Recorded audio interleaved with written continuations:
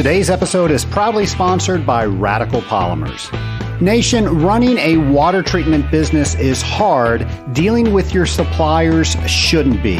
And when I deal with the fine folks over at Radical Polymers, I have always felt like I have had a partner. They test things in the environment that we are going to use their products. They also make sure that if I have any questions, that I get the answer that I am looking for. Mike and the fine folks over at Radical Polymers answer the phones. Folks, when was the last time you actually talked with somebody when you had a technical support question? Well, they make your issues their issues and they get right down to the problem. They offer best-in-class technologies with the first-class support that I just mentioned. Go to scalinguph2o.com/radical to find out more.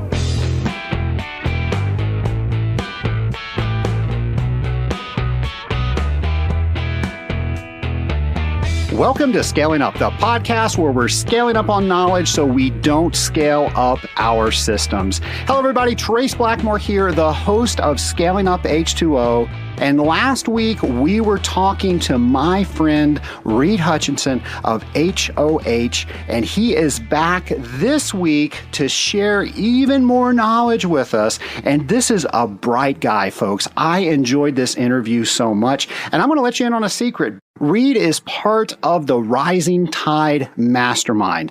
I've spoken about the Rising Tide Mastermind on a few podcasts. That is where a group of trusted advisors get together and we talk about important issues and ideas, and we share that with one another to make sure that we are getting clear, concise data, and then through others' experiences, we can focus on what we need to focus on.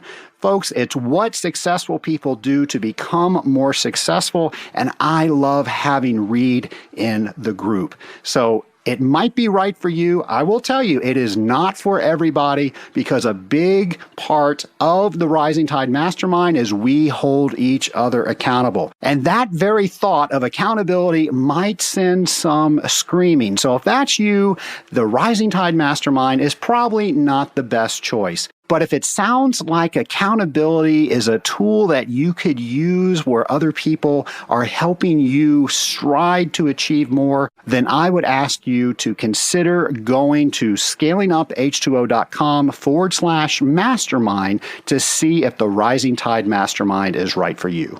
Well, folks, I am going to reintroduce my friend Reid Hutchison, and we're going to conclude the interview that we started last week. Well, now take your owner hat off or your manager hat off and now put the hat on that you are now somebody that's trying to convince somebody else that this is a worthwhile investment to send them to training. What advice do you have for them? Yes, if I'm trying to convince a boss, I guess the first thing somebody might feel is they might be kind of scared to ask their boss. So if that's you, maybe a question would be to say, if you're scared to ask your boss about going, I wonder what else you're scared to ask your boss. And I think you got to kind of look at, is your boss for you, or not? And I think, most people would say, hey, my boss is for me. Well, then, those fears, that insecurity you've got about making this ask, you can put those aside because somebody who's for you is going to at least give this some consideration. And you really don't know till you say yes. So I think advice I got, not related to this, but from a mentor in college was just don't say no for other people. So you don't know until you ask. No, hold on. I got to stop you. You got to say that again because that is awesome. Say that one more time. Remember what I said, I guess just don't say no for other people. I love that. That is brilliant. We have so much stuff that goes on in our head that probably, 90% of that's never going to happen. And we defeat the cause before we even try to champion it. I love that phrase. Say it one more time. Yeah. Don't say no for anybody. You don't know until you ask.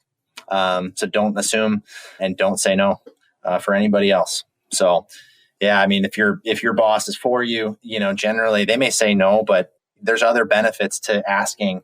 You demonstrate that you want to grow and who knows? They may be saying no, not because they don't want to invest in you, but maybe they see a different opportunity for it. And it could open up a really productive conversation about your future. So yeah, don't be afraid.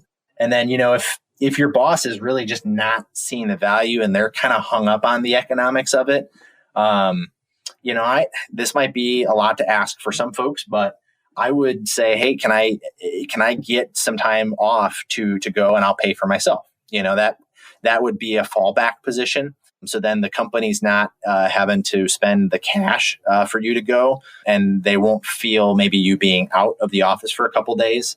Ideally, they pay you for those. That would be great. So you could volunteer to pay your own way. And then, if that doesn't work, you could go back one more line and you could ask for access to the online courses that AWT companies can get. And maybe if you do that, you don't get the benefit or a lot of the benefits we've talked about being there in person, but you do get a flavor for what the seminar has to offer. And if you make the most of those online courses and find ways to prove value, then you might have a shot at the next year making a case for why you should go in person. So, it becomes a negotiation, just like most things. And so definitely ask, for them to pay your way and to send you to go. That would be the biggest win. But you got room to kind of lower the ask down to something that is a little bit more reasonable and practical. So don't let, a boss say no for you, in terms of going. If you're a water treatment professional that's trying to get better, man, I mean, you should invest in yourself and go, and you might actually get more benefit out of that. And then, at some point you got to evaluate. Maybe there's other folks that do want to invest in you, and you got to take care of yourself and your own professional development. You are laying down some great advice there. I know we have helped people on both sides of that fence, and very well said. Well, let's go ahead and go into, there's a certain examination that you are getting ready for. It's called the Certified Water Technologist Examination. And I know that you are someone that likes to prepare, and you are doing certain things to know that you are ready when that date comes. I want to know, one, how you decided you wanted to take it, and then what you are doing to make sure you are ready far before that day comes. Wow. Okay. So I guess, first deciding why I wanted to take it. Honestly, Trace, I mean, a lot of it has to do with, I think, the case you've made for the industry, for the association, and for the certification over the last 2 years. So I'm a regular listener. I started listening in, I think it was April 2017. That was the first month we started. How'd you find us? I'm curious. I don't know. I actually don't remember how I got referred. I think from time to time when I first joined the industry 5 years ago, I remember searching online for resources. So searching on podcasts or searching online.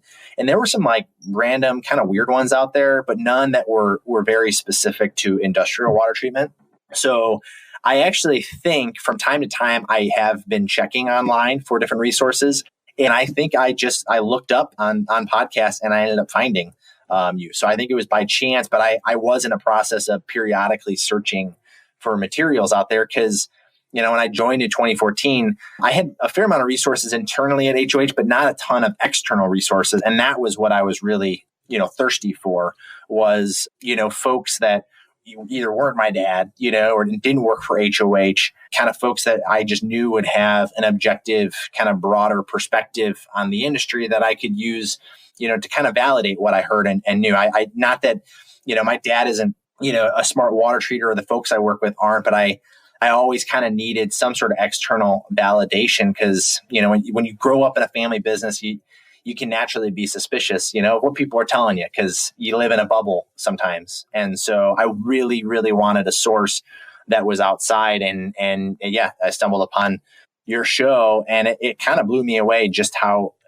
specifically you spoke to what people like me were doing. And I didn't have an appreciation for the world. So your show was kind of my introduction to the wide world of water treatment. Well, that's awesome. I appreciate you saying that. And I don't meet people often that have been listening to me from the beginning. So I didn't mean to get us off track, but it just really surprised me. Normally people, they found me a year into it or something like that. And to say that you have managed to allow the show to get better, because the first shows were pretty rough. So if you've been listening from the beginning, I appreciate that. Well, I mean, when you're the only one out there, speaking to, my unique circumstances or a water treater's circumstances, you kind of realize that the production quality doesn't have to be great, because you're the only one that, took the time to be intentional about, speaking to the audience. And I think that's kind of the magic of the show. And you're the first to do that. And I think that's why it's got a lot of power, especially I think Connor was one of the early interviews on there. He mentioned listening to, Tim Ferriss, like he's always downloading, information and is always listening to stuff in his car. And I'm a fan of Tim Ferriss as well. And that mindset, I share with Connor. And I think, there's a lot of other folks like me that are younger professionals that, are pretty thirsty for, a voice they can trust that's, for their professional development in the industry, but also that has a philosophy of, a rising tide raising all ships. I think I want to be a part of something bigger than myself. I also want to personally get better at what I'm doing every day. And I think you're kind of hitting that right on the head with the show. Well, I greatly appreciate that. I tell you, hearing that is one of the things that really keeps me going. I recently went to an ASHRAE show and I had people come up to me and saying, "Hey, I'm part of the Scaling Up Nation." I love stuff like that because we all can work together. It is possible, even though we all are competitors, but we can learn from each other. We can help each other. And like you said, a rising tide just doesn't raise one boat. It raises all of the boats or ships. So thank you so much for saying that.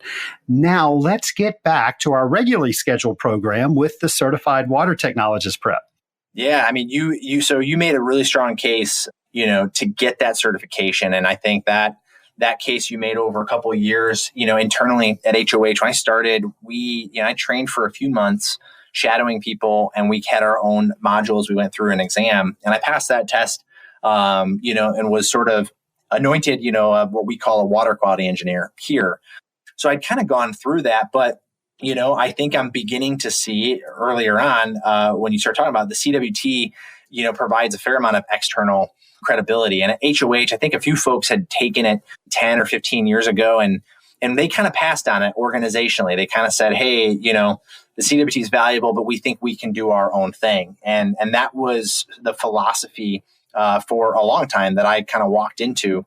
But over the last 2 years, I think I've begun to see the limits of having strictly an internal program. And when I, begin to think about the industry longer term, I think I see the benefit of being personally certified. It helps me establish credibility at my age and experience, especially as I move into greater management positions and I'm less and less in a field service role. I don't want to ever be out of touch with the core practices of water treatment, because that's, the foundation of what we do. And I think it's a huge miss when upper management doesn't have that firm technical foundation. So I don't want to get too far removed before I establish credibility, and I think the other side of it, of wanting to go for it is, it's a status symbol that, I think I want to achieve and accomplish. And, I enjoy running races and doing things. And, that was something I felt like I would have a lot of fun going after, and it would be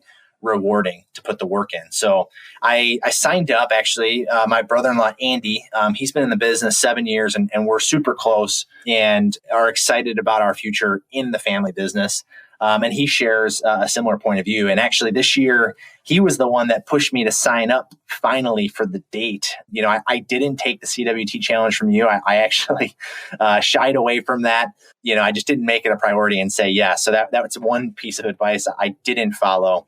But when my brother-in-law, Andy, just kind of threw down and said, "Hey, I'm going to take it in September before the conference. I want to knock this thing out. I'll never do it unless I sign up. So let's just go for it." Him signing up kind of gave me that peer pressure to go ahead and sign up as well. So we're taking it September 4th, and we're doing a couple different things to study for it. The main thing I've been utilizing is the technical training and reference manual. That's a huge book.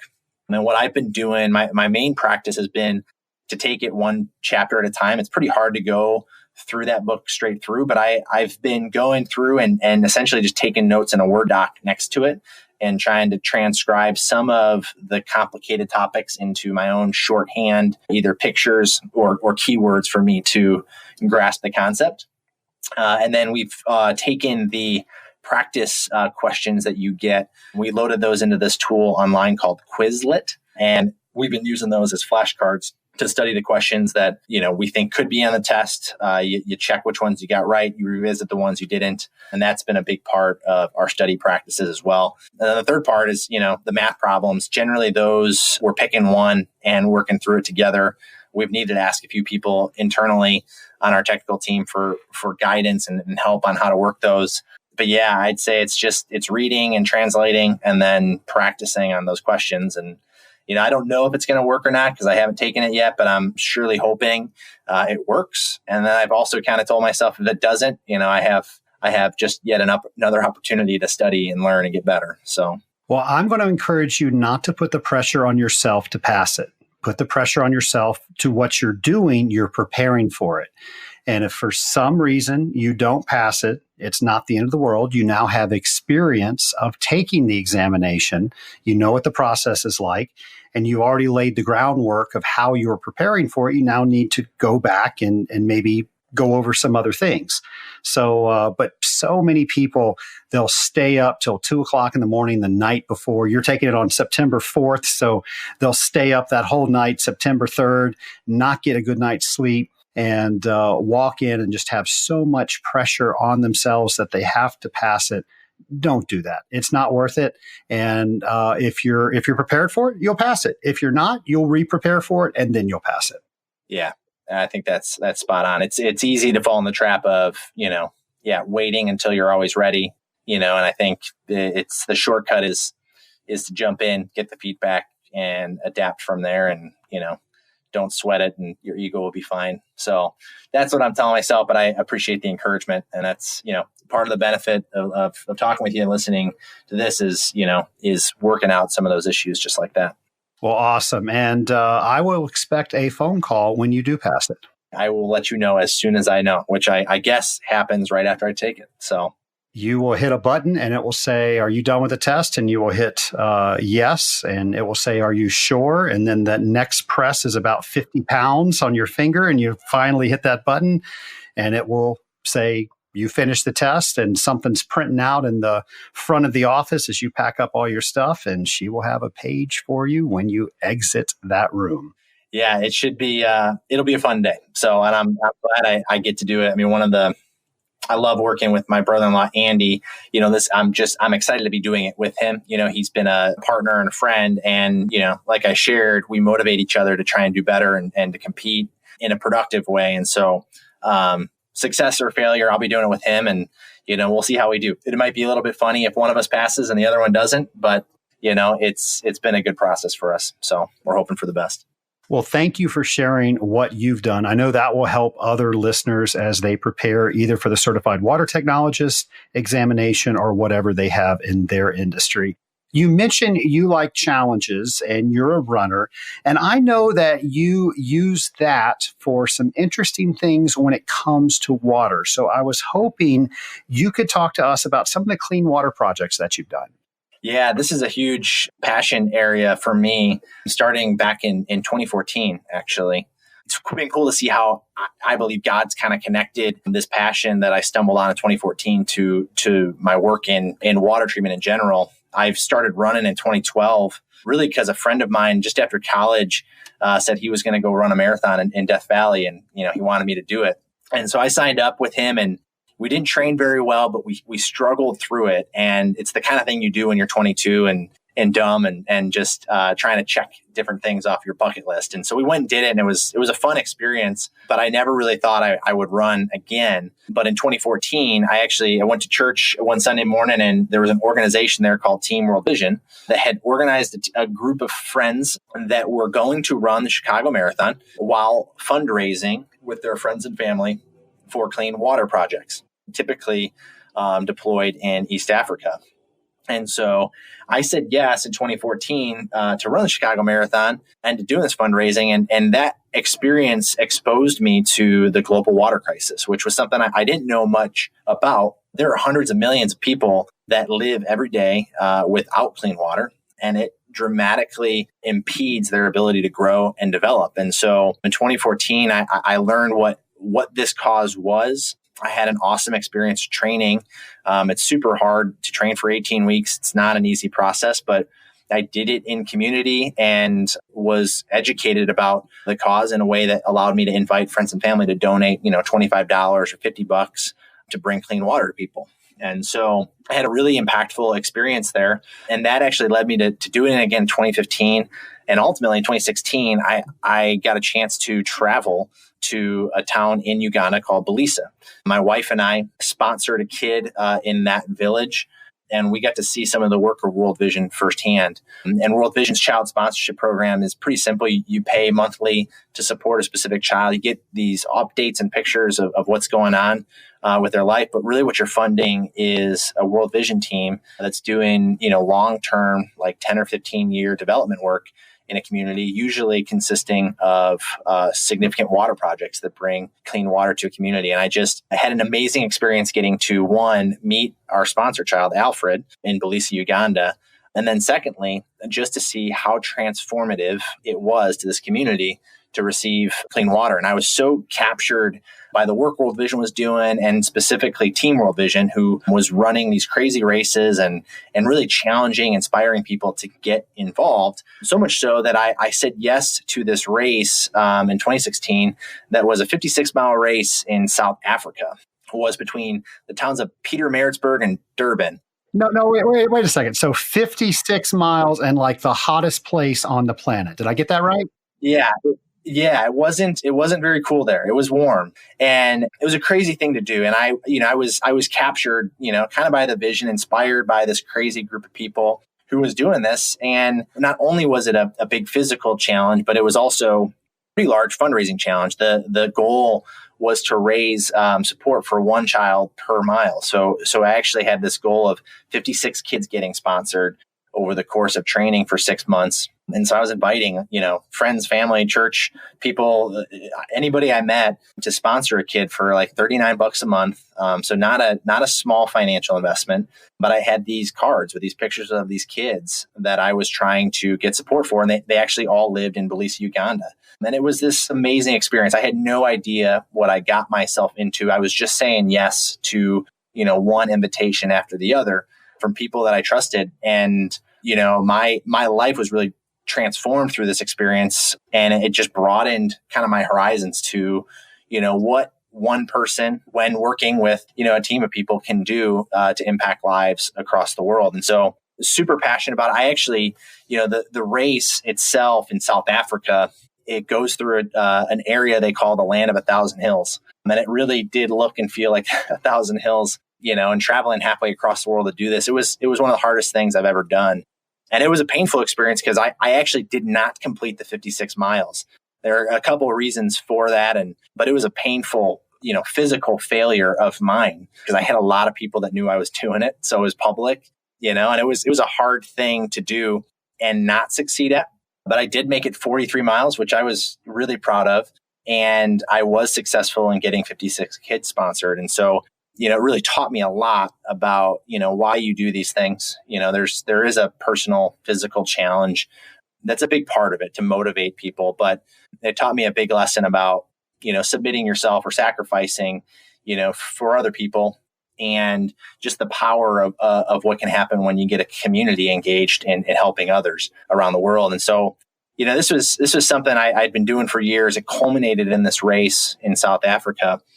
But I've had the chance to kind of bring some of that work and that passion into the business at HOH. And so after, struggling through that race in South Africa, I took a little bit of time off, but I was still, carrying this burden of how do I help support the people in Bulisa, Uganda, and expand kind of the impact we were able to have there. And so my dad was really inspired by, the journey I was going on with World Vision, and ultimately made the decision to partner with World Vision on a different race that they do every year in May called the Global 6K for Water.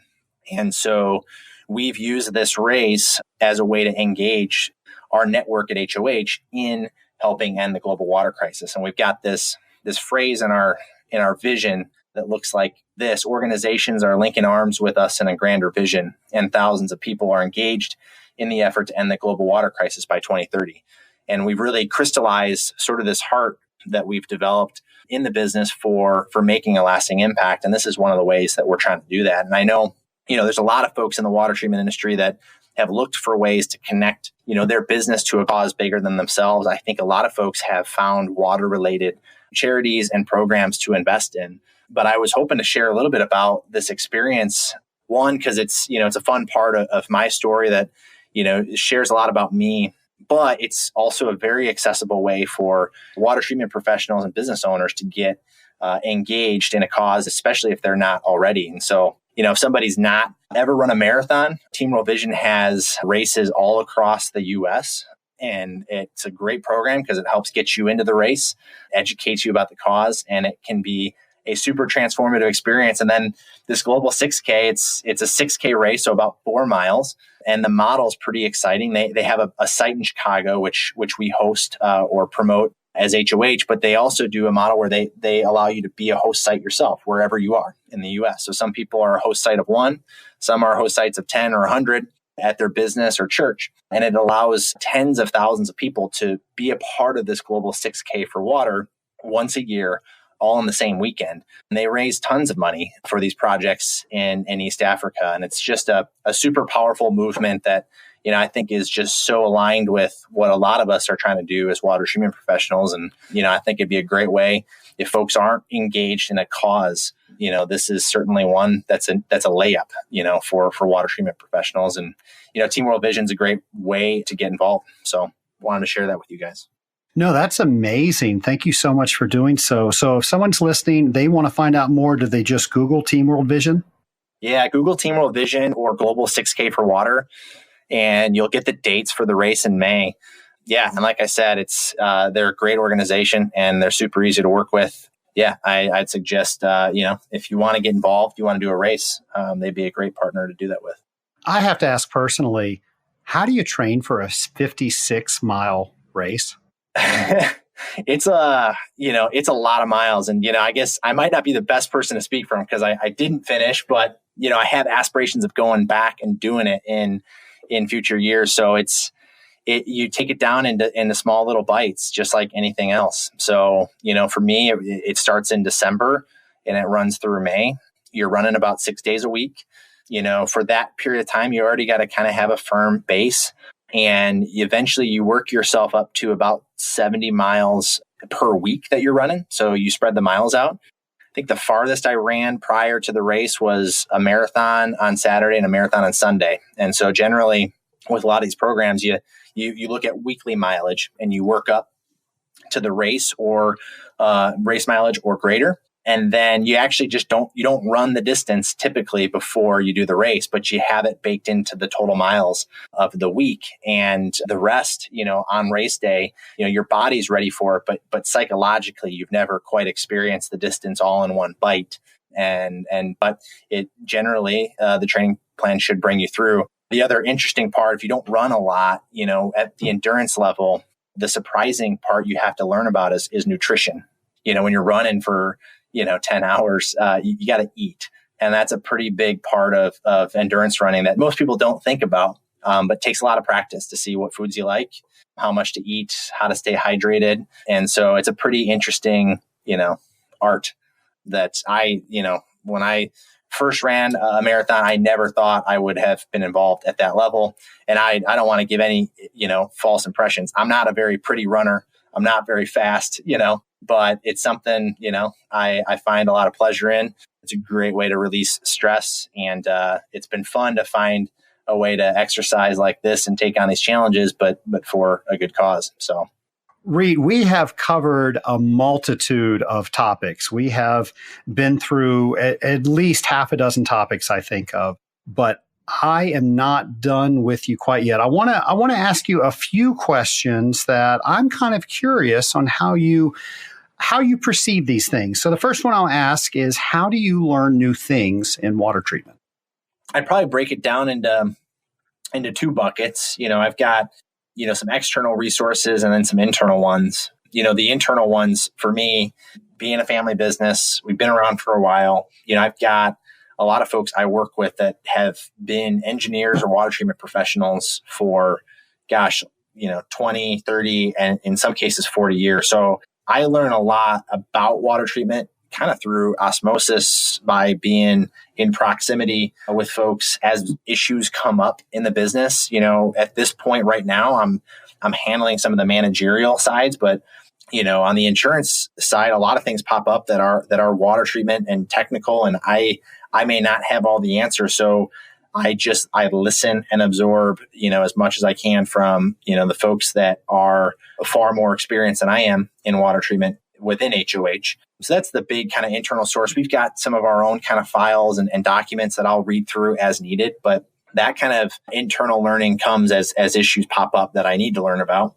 The more proactive external sources, like I've mentioned before, your podcast at a weekly level, I'm always listening to. That's probably the easiest thing because it pops up in my feed and I can easily listen to it in my commute. And then I've also been reading the analysts. I get that regularly. AWT sends out emails with generally some discussions, but also some resources that they link to periodically. And then I've been attending the conference since 2017. So this upcoming year is my third. And that's kind of how I've tried to stay on top of things at this point. So there's not a whole lot of other resources I'm aware of, that are beneficial. And, for the most part, AWT's kind of covered a lot of the bases for me. Well, I think that's a good list, and I'm sure people are taking notes on that. But I'm curious, and I have a millennial on the conversation right now. So I've tried to explain to other, perhaps older water treaters that they do not have to go online and download each and every episode. And I haven't been doing a very good job of that, apparently, because I know several people are still doing that. So can you explain to the Scaling Up Nation, maybe to the more seasoned people in the Scaling Up Nation, how you automatically get podcasts to just show up in your feed? Yeah. So, generally the mobile phone market is split up between either Android operating systems, which is anything not Apple, and then you got Apple. And so you either go to your Google Play Store or your App Store, make sure you download a podcast player. There's, there's a lot of different podcast players. If you're on Apple, which a lot of people are, you just need Apple Podcasts. That's probably the easiest one. But there's other ones out there as well, like Pocket Casts or Overdrive. You download that app, and then within there, you generally should see a search button. And when you click on search, look up Scaling Up H2O. It should pop up Trace's podcast. You click on the icon, and then generally, if the podcast app should have a button that says subscribe. And when you click subscribe, that'll make sure that anytime a new episode drops, which means it's been published, to the world, it'll show up in your feed. You might need to, if it's not popping up on your phone like a text message would when it comes in, you might need to go to your settings and go to your general or notifications and make sure that notifications are turned on for that podcast. And then really it should be just like you get a text message from somebody or maybe you have your emails pop up on your home screen, podcast should be able to show up as well. And so when Scaling Up publishes a new show, it should pop up and you can tap it and play it right there. And that's the easiest way to stay informed. So yeah, for those that are less tech savvy, you could follow those instructions. The other one would be just to ask somebody that is more tech savvy and get on there. If you're not getting podcast new episodes like you would a text message, then something's not working right. It should be that easy. Thank you for that public service announcement. I remember years ago when I was on the board for the Association of Water Technologies, we had tried this new app called Convention 2.0, and it had all of the things that were going on at the convention. You could connect with people. It had a group chat that you could join. You could ask questions to the speakers over it. It was a really neat tool. And I remember there was a gentleman, I won't mention his name because I'm sure you know him. And he approached me and he said, "Hey, I've been hearing about this Convention 2.0. Can you tell me how to get that?" And he had a smartphone. And I said, "Okay, well, what you need to do is open up your email where Heidi or Angela sent you an email that gave you all the instructions, and we'll just click on that link." And he looked at me and said, "You can get email on this thing?" We then decided that Convention 2.0 probably wasn't for him, and I gave him a paper brochure. Yeah. with all the different generations, in the workforce nowadays, there's a pretty wide disparity between, people's comfort levels with especially technology. And I think one thing I've learned being a millennial in this business and having to work with everybody, I see the pros and cons of, some folks are super fast with technology, like a millennial is, but the downside is we're kind of tech dependent and we lean on it too often, and that can be to our detriment. So, for those folks that are a little bit slower with it, there are some pros to that as well. So if anybody's feeling a little insecure about that, I just hope they hear from a millennial, that it's okay. I mean, we need everybody. We need all generations, pulling together. We all have to reckon with technology changing, and the more humble we are, then the quicker we are to laugh, what we don't know yet and asking for help. I think the better we'll all get along as we move forward. Well said. And you mentioned Apple, of course, for Apple Podcasts. The ones I like for Android, I'm an Android guy, are Google Podcasts and Stitcher. But I think we're on every single service that are out there. I've really tried to make sure that if you look for us, you're going to find us. My next question is, what is the weirdest thing that you've seen in water treatment? Well, I mean, the weirdest thing, I don't know if it's just weird, it's probably the grossest thing I've seen. We take care of some larger industrial food processors and specifically some plants that are actually killing cows and pigs. And we handle the wastewater or some of the steam generation or the cooling. And I visited some of those facilities, and they're great customers. And obviously, this is America. We eat a lot of meat, and everybody loves bacon for the most part. And so it's a huge necessity. But I actually got to tour some of these facilities up close and personal, and I was just blown away at just, the manufacturing elements, the efficiency, but also it's pretty gruesome to see that many animals, and just all of the parts that are involved with it. It's probably one of the coolest, kind of grossest and weirdest things I've ever seen. I haven't stopped eating meat, but I have a new appreciation for, just how the economy works and how we're fed here. It's a tough business, a tough job. We're happy to support it as water treaters, but, personally, when I saw it marked me. Right. It doesn't come just showing up in that cellophane wrapper. No, I walked away with an appreciation for, as a consumer getting to shop. I mean, that's about as close as I want to get. But yeah, man, thousands of people work in that business, and it's an important one, but it's a pretty messy process. Was there ever a time you wanted to do something else besides water treatment since you've been involved in water treatment? Yeah, I guess there has been, and not in a bad way. I still do from time to time. I'm kind of hoping, as I grow older in my career, I'll have opportunities to do different things without not being a water treater. One of those things I've always kind of been excited to do. It's kind of silly. It's been a little dream of mine since high school, but I've always wanted to open up a local pizza joint. So in Chicago, there's just tons of hole-in-the-wall pizza places, not just we're known for a lot of like deep dish Chicago pizza. Some of the big chains like Giordano's kind of have claimed that. But a lot of Chicago pizzas, just, your classic thin crust, square cut pies. And I worked for one of my neighbors who had a pizza joint through high school and college. And I always loved it. They're simple, kind of small operations, and you get a cool, loyal and local clientele. And I've just always kind of thought it'd be fun to get to the point to be able to open one of those joints myself. I'm hoping I can do that when I'm older, without having to. I would never leave the water treatment industry to open up a pizza joint. But if I had the chance to do it while staying within HOH, I would definitely do that on the side. And then my wife, actually, we're kind of doing this now. She's pretty entrepreneurial, and she's an artist, and she's been running her own custom stationery and calligraphy business. And that's been kind of on and off for the last 3 years. It's a tough business to work in, but we've always kind of dreamed down the road, kind of similar to the pizza joint, open up a local space in our community where she can, put some equipment, printing equipment, and teach some classes. And my dream would be never to leave water treatment, but to also get to explore some of these things that I'm curious about in our local community. I'm curious, what would you name your pizza place? Oh man, I should have a name. I've thought about it for so long. I've had a dream about it. I should name it.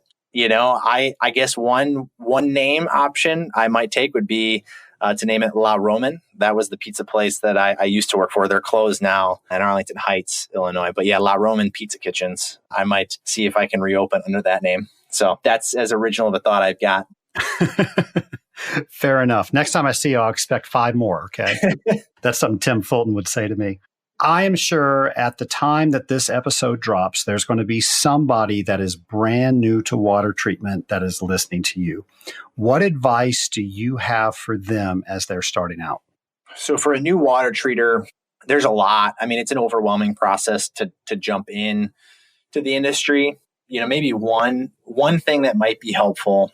There's a lot of advice that is less helpful. You kind of just need to go through it. But maybe one thing that will help somebody who's new make sense of all the information that's coming in would be to think in systems. So one of my favorite authors is Seth Godin. He writes a lot about marketing, leadership, and business, but he also he writes a daily blog, and he always touches on this theme of systems thinking. And I think it's really helpful when you're taking all the information to recognize, all of these different component parts that people are telling you about: a heat exchanger, the water chemistry, the specific business production.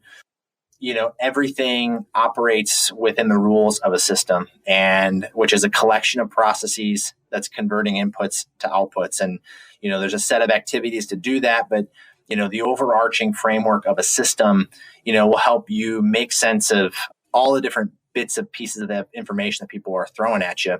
And you begin to kind of connect that, we deal with water treatment systems, which play a part in the larger HVAC system, which play a part in the building system. And generally, even on the people side and on the business side, there are systems that, if you're looking for them, kind of reveal certain patterns of behavior and teach you how things work.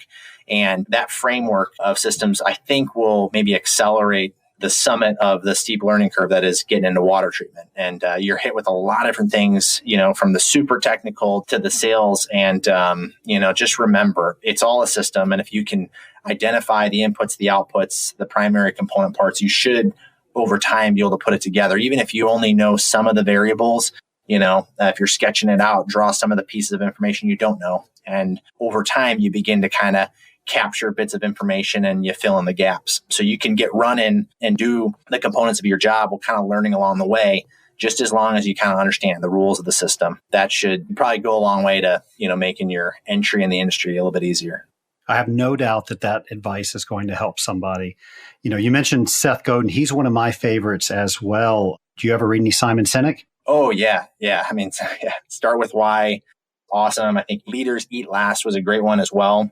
Yeah, I'm big fans of both of theirs. Yeah, I am as well. And Nation, if you have not seen Simon Sinek's video it was a TED Talk that he did. You can get it on YouTube. You can get it from the TED Talk website. But look at Start With Why. It's fantastic. Reid, who has been the most influential person in your water treatment life? This is a tough one to answer. I don't think it's just for me, but definitely for me. It takes a village to kind of develop, as a professional in this business. Yeah. So I might name a few people. The first one obviously is my dad. He's been in this for 40 years. He joined his dad when he was in his mid-20s. I very legitimately wouldn't be in water treatment if it wasn't for him.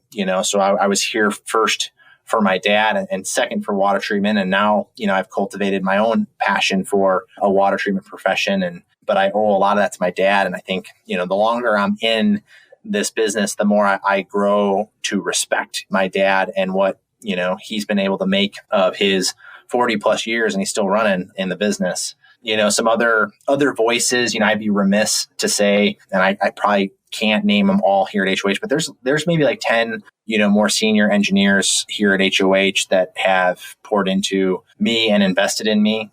First and foremost, they've kind of established that belief that, and this is shared by a lot of other water treaters I know, including you, Trace, where, we want to believe that where we compete and where we serve our customers, we're doing it the best. And generally the best is represented in how we service.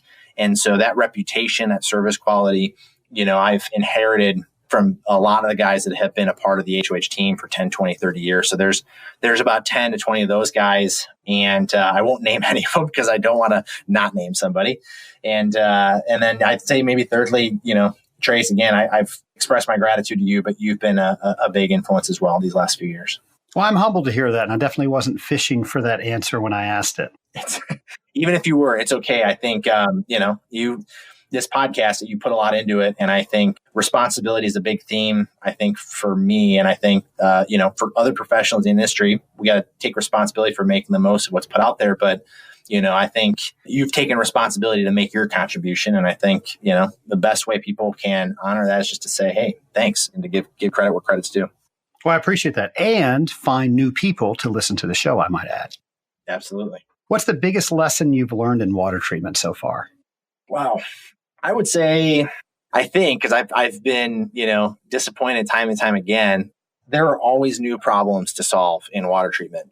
I get excited about new solutions, new technology, new ideas, and I'm always trying to kind of fix, or make things better. But, sometimes I get really let down when I've solved one thing and then, the moment to celebrate is very short because some new issue pops up. And when you think, whether it's on the business side, you make a lot of progress in one component of the model, and then, an issue or problem rears its head on another side, you're just sort of never done solving new problems. And the same on the water treatment side. You could get a program dialed in, you could be at a good pace with the particular team you're working with at your customer, and then, people are always leaving jobs or facilities or changing. Companies are getting bought and management changes. And so there's just this never ending flow of change that, tends to upend, the thing you just solved and creates new problems, or even the hard thing to swallow is when you've solved one issue and unintentionally created another issue you didn't realize. So I've had to just sort of learn that this is a never ending process of, learning and development and solving new challenges, and not to get too let down when, there's always a problem in front of you.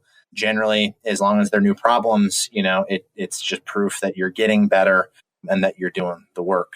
I'm sure there is several answers to this question. So this is the therapy question. What do you see other water treaters do that you just want them to stop doing? This is a little bit of therapy and a little bit of preaching, but the answer is pretty easy for me. I would just say to other water treaters out there, stop trying to be the smartest guy or gal in the room. Stop trying to be the smartest person in the room.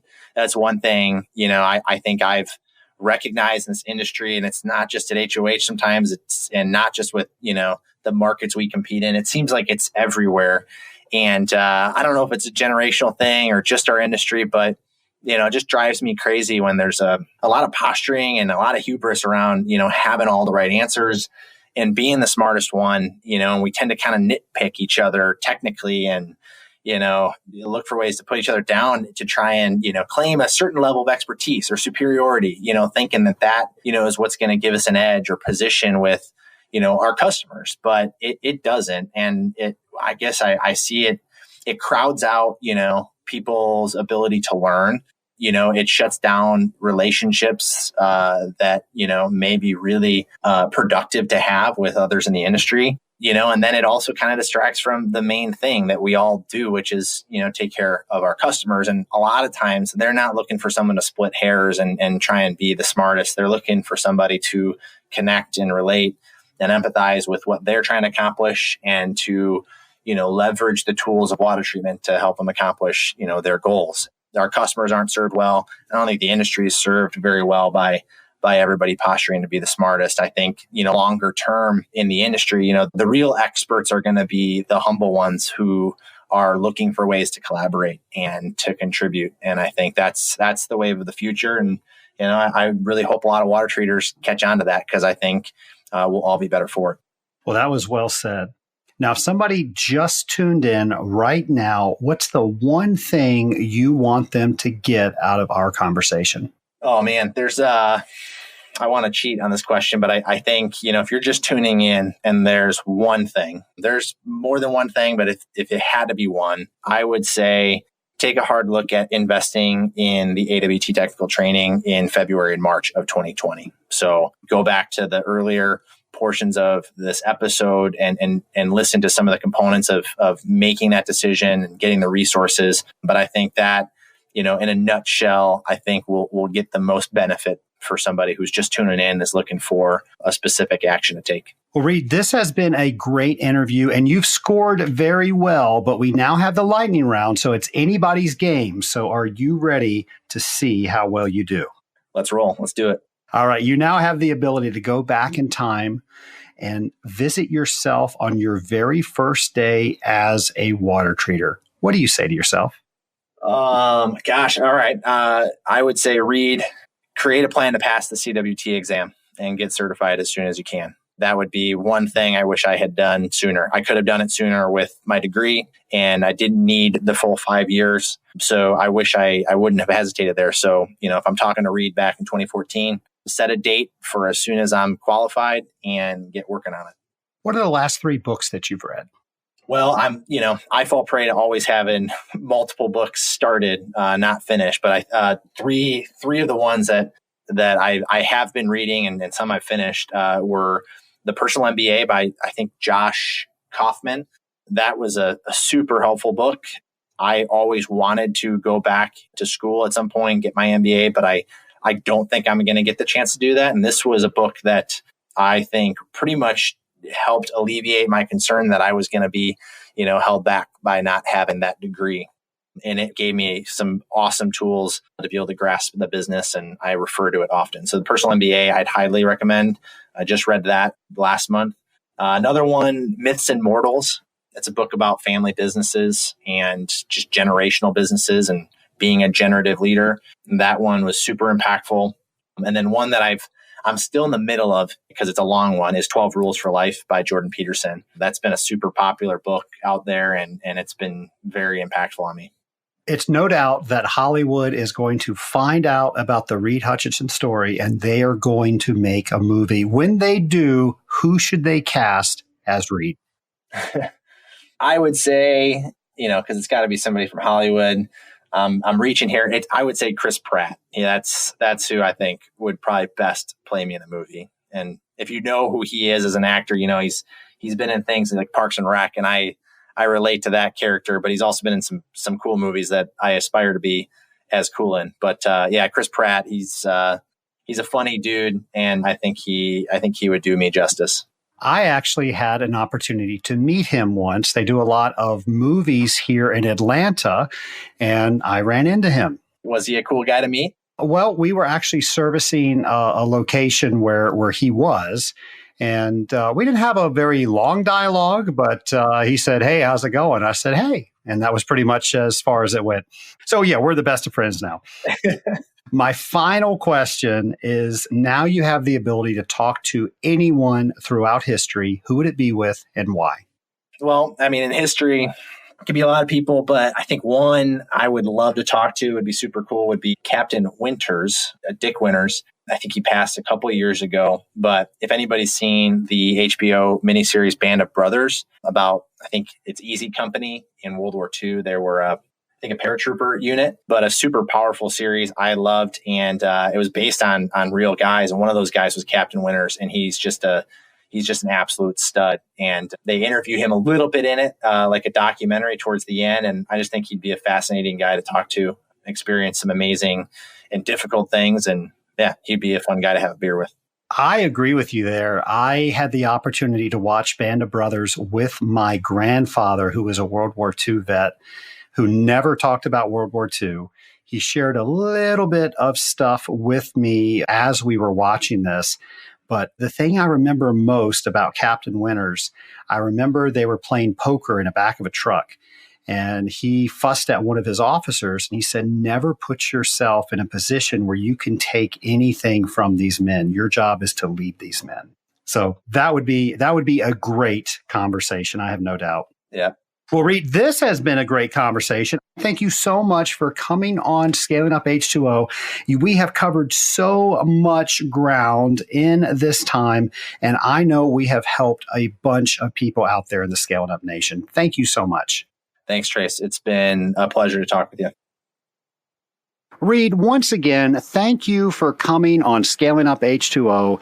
I enjoyed the interview. I know the listeners out there in the Scaling Up Nation enjoyed the information that you shared with us. And folks, I don't know about you, but when I hear somebody like Reid just share their day-to-day with us, it makes me feel like I am part of a community. A lot of times when we're out there and we're talking with a customer, driving to another account, talking to another customer, driving to another account, it seems like we're all by ourselves. Well, folks, you're not. You are part of a community. You are part of the Scaling Up Nation. And the Scaling Up Nation is growing to incredible numbers. When I started this podcast, almost 3 years ago, I had no idea that we would reach the numbers that we are. But let's not stop there. If you are talking to a water treater, make sure you mention the Scaling Up H2O podcast and get them to subscribe to the podcast. There's so much great information on the show. And of course, you can make it even greater by sharing your ideas with me. To do that, go to scalinguph2o.com and you can either leave me a voicemail or go to the show notes page to leave me your idea there. Folks, I love bringing this show to you. I love that you love Scaling Up H2O, and I'll talk with you next week. And until then, I hope you have a fantastic week. Nation, one of the keys of my success has been being a member of groups of people that help me get to the next level. Let's face it. When we are bombarded with the day-to-day of all of these tasks that we have to do in our job, it is so easy for us not to work on the things that we decided were most important to us. We work on things that are most important to other people. The Rising Tide Mastermind is a group that will make sure that you're considering all of the items that are available to you and making sure that you are getting to the next level.